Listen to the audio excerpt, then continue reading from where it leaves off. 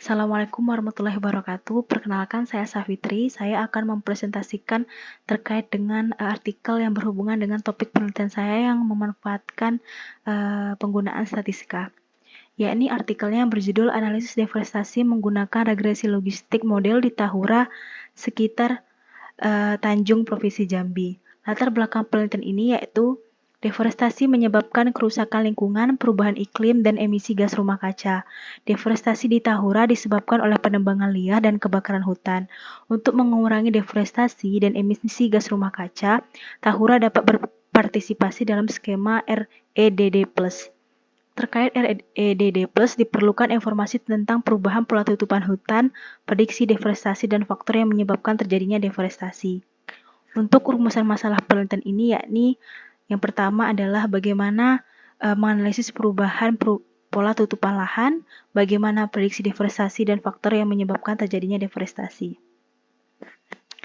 Dalam penelitian ini menggunakan metode pendekatan kuantitatif dengan jenis data sekunder, teknik pengumpulan datanya melalui dataset statistik dan dataset citra, dan dianalisis dengan analisis perubahan lahan untuk menjawab permasalahan 1 dan analisis regresi logistik untuk menjawab permasalahan 2 dan 3.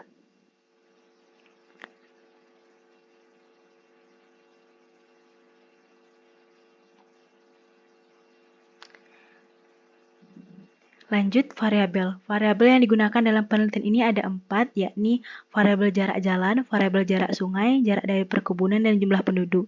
Yang keempat variabel ini digunakan penulis berdasarkan dengan dasar teori yang penulis gunakan, yang dikutip dari jurnal-jurnal sebelumnya. Kemudian analisis ini dilakukan dengan menggunakan metode regresi logistik karena variabel respon yang digunakan bersifat kategorik dan dikotomi, yang dimana Y sama dengan 0, yakni jika tidak terjadi deforestasi, dan Y sama dengan 1 jika terjadi deforestasi pada kawasan tersebut.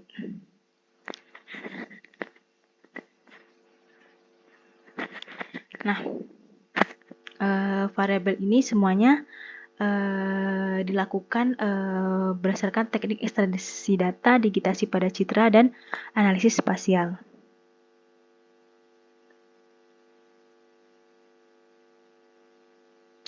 Selanjutnya adalah hasil.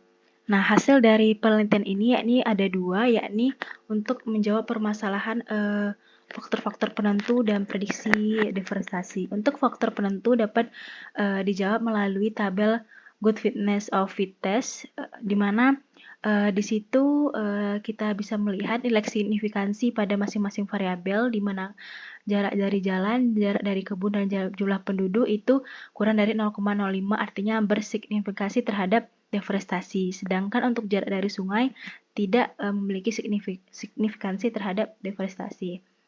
Kemudian untuk prediksi deforestasi juga dijelaskan pada hasil validasi model yang mendapatkan user accuracy, overall accuracy, and producer accuracy, dan tidak terdeforestasi dan deforestasi. Nah, dari hasil ini didapatkan tutupan lahan hutan di Tahura sekitar Tanjung telah mengalami perubahan dari tahun 2000 sampai tahun 2015. Perubahan tutupan hutan terbesar dikarenakan berubahnya hutan menjadi semak dan rumput sebesar 71%. Terdapat 4 faktor yang diuji untuk memprediksi deforestasi, yaitu jarak dari jalan, jarak dari sungai, jarak dari kebun, dan faktor yang berkorelasi terhadap terjadinya deforestasi. Berdasarkan prediksi deforestasi, luas hutan yang terdeforestasi sebesar 103 hektar pada tahun 2020.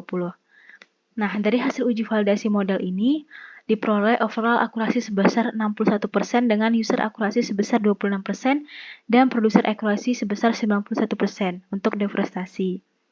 Yang dimana terdapat berbagai faktor alam yang menyebabkan terjadinya deforestasi dan tidak terdapat dalam model sepertinya terjadi kebakaran.